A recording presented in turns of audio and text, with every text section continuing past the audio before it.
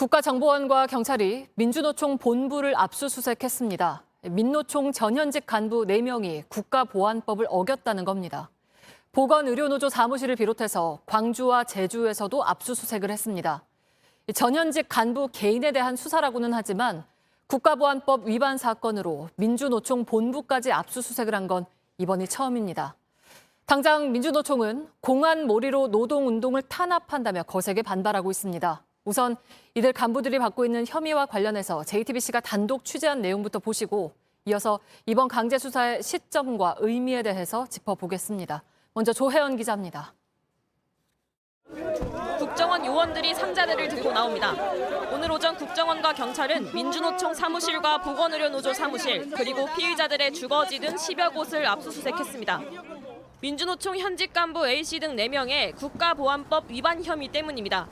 국정원 등은 이들이 지난 2016년부터 2019년 사이 해외에서 북한 공작원을 만나온 정황을 포착했습니다. JTBC 취재 결과 2017년 9월엔 A씨 등 민주노총 전 현직 간부 3명이 캄보디아 프놈펜 소재의 한 호텔에서 북한 공작원과 접촉한 정황도 확인한 것으로 파악됐습니다.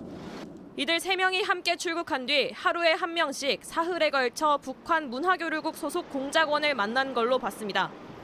또 지난 2019년 여름 베트남 하노이에서 북한 측과 접선했다는 혐의도 적용됐습니다.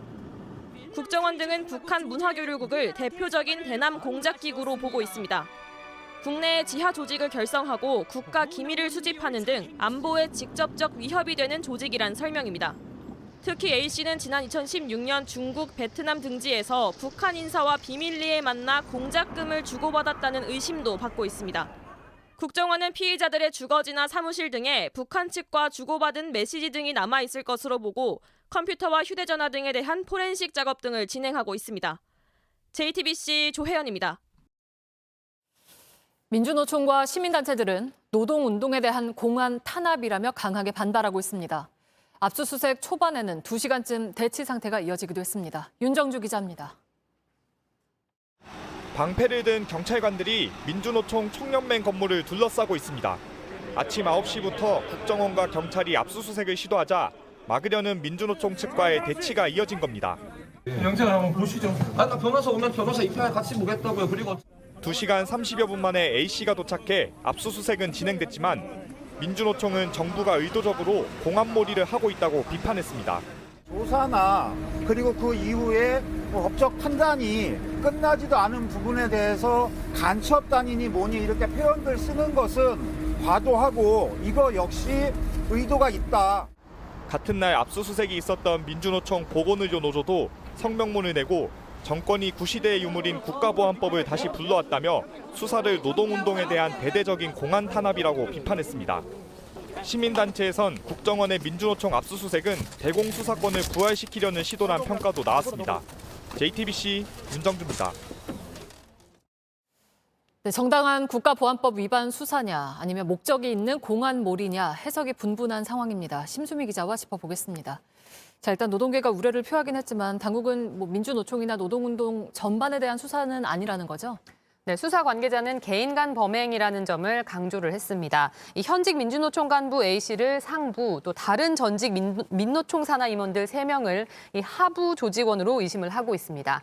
A씨는 지금도 이들과 개별적으로 연락을 하지만 나머지 3명끼리의 연락은 없기 때문에 전형적인 단선 연계, 그러니까 이 하부 조직원들끼리는 서로를 모르게 하는 수법으로 보고 있는 겁니다. 네, 근데 개인 간 범행이라고 하면서 민주노총 사무실을 압수수색한 이유가 있습니까? 네, 저희가 법원이 발부한 압수수색 영장 내용을 좀 취재를 해봤는데요. 네. 국정원은 민주노총이 수사기관의 압수수색에 강하게 불응한 전례가 있다는 점을 강조했습니다. 피의자들이 노총 사무실을 안전하다라고 생각을 했을 거고, 그래서 대북통신에 필요한 암호화 프로그램과 북한 지령문 등의 흔적이 남아있을 거라고 본 겁니다. 네, 근데 피의자들이 그 북한 당국자를 만났다고 의심을 받는 시점이 그러니까 코로나 팬데믹 이전 2019년이 마지막인 거잖아요. 근데 왜 지금 와서 강제 수사를 하는 겁니까? 네, 국정원은 피의자 중 한 명이 조만간 중국으로 출국하려고 한 정황도 포착을 했는데요. 네. 이 역시 북한 공작원과 접촉하기 위한 걸로 의심하고 있습니다. 그러니까 출국 전에 압수수색을 해야 한다라는 겁니다.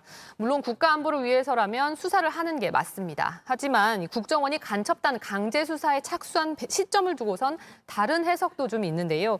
1년 뒤인 내년 1월엔 국정원이 대공수사권을 경찰에 넘겨야 합니다. 네. 지난주부터 국민의힘에서 이 대공수사권 이양을 철회해야 한다는 군부를 떼면서 관련 논의가 계속 확산하고 있는 상황입니다. 정진석 비대위원장이 공식적으로 언급을 하기도 했었죠.